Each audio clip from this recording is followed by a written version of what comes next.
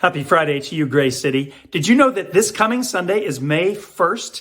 And for me, that just kind of kicks off our spring season in earnest, and summer is right around the corner. And so much is going on in our lives, our work, our families, but also in our church family that I'm just excited to tell you. I'll give you some sneak peeks. May 1st is Sunday, and we are kicking off a couple things. One is a new series called God's Handwriting. I'll tell you more about that in a minute. But we're going to put our arms around and kick off Asian American Pacific Islander Heritage Month. And we're going to do that with a potluck.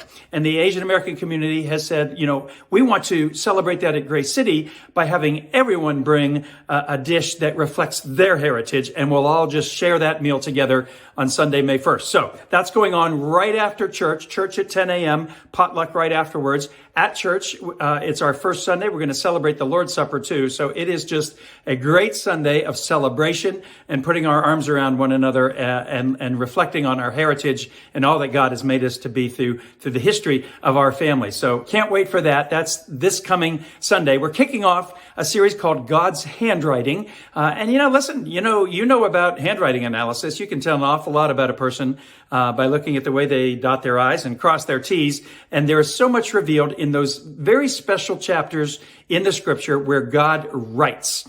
And we're going to do that over a 6-week period of time. And in the first part of the series, I'm going to preach on God's handwriting on human hearts. This week we'll be in Jeremiah chapter 31, verses 31 to 34. Read that ahead of time to get a little bit of the analysis of God's handwriting as he writes on our hearts. It's a special time at church for so many reasons, so many things going on, and all the other things coming on this spring and summer. I can't do in this video, but you'll begin to hear about them. So much happening in God's family community around Baltimore.